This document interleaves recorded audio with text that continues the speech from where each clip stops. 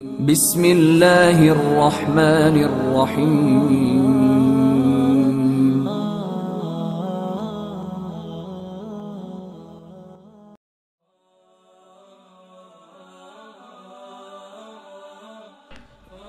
حبیبہ رضی اللہ تعالی عنہا روایت کرتی ہیں کہ نبی کریم صلی اللہ علیہ وسلم نے فرمایا، جو شخص دن اور رات میں 12 رکعت نماز پڑھتا ہے فرضوں کے علاوہ تو اس کے لیے جنت میں گھر بن جاتا ہے۔ وہ 12 رکعتیں کون سی ہیں؟ فجر کی 2 سنتیں، 4 ظہر سے پہلے اور 2 ظہر کے بعد اور 2 مغرب کے بعد اور 2 عشاء کے بعد، یہ 12 رکعتیں جو پڑھے گا فرضوں کے علاوہ، نبی کریم صلی اللہ علیہ وسلم نے اس کو جنت کی گارنٹی عطا فرمائی اور فرمایا کہ اس کو جنت میں ایک محل عطا کیا جائے گا۔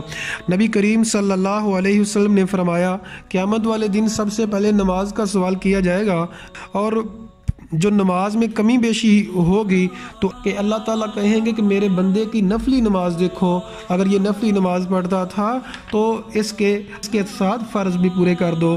یہ نسائی کی حدیث ہے۔ تو اگر ہم نوافل پڑھیں گے تو جو فرائض میں کمی بیشی ہوگی وہ نفلوں کے ساتھ پوری کر دی جائے گی، لیکن بعض لوگوں کی عادت ہے وہ نفلوں کی طرف آتے ہی نہیں ہیں، تو اس بات کو سمجھنا چاہیے۔ اسی طرح اور بھی نبی کریم صلی اللہ علیہ وسلم نے نفلی نماز کی فضیلت بیان کی، فرمایا جو 4 رکعتیں ظہر سے پہلے پڑھتا ہے، 4 ظہر کے بعد پڑھتا ہے، اللہ تعالیٰ اس کو جہنم کے اوپر حرام فرماتا ہے۔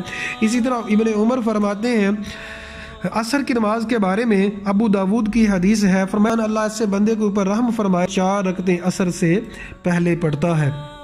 تو نفلی نماز کے بارے میں اصول یہی ہے کہ گھر میں پڑھی جائے، بہرحال مسجد میں بھی پڑھی جا سکتی ہے۔ نبی کریم صلی اللہ علیہ وسلم نفلی نماز گھر میں پڑھتے تھے۔ تو بہتر ہے کہ ہم فرائض کے ساتھ ساتھ نفلی نماز کا بھی خیال رکھیں تاکہ یہ فوائد ہم کو مل سکیں۔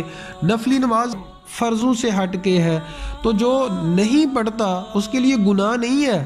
بعض لوگ سمجھتے ہیں کہ مکمل نماز نہیں ہوگی، نماز تو مکمل ہو جاتی ہے لیکن یہ پڑھنے سے ثواب بہت زیادہ ملتا ہے، اس لیے کوئی بھی عقل مند انسان اتنے بڑے فائدے سے اپنے آپ کو محروم نہیں رکھنا چاہتا، اس لیے ہمیں اس کی پابندی کرنے کی کوشش کرنی چاہیے۔ اللہ سے دعا ہے اللہ عمل کرنے کی توفیق عطا فرمائے۔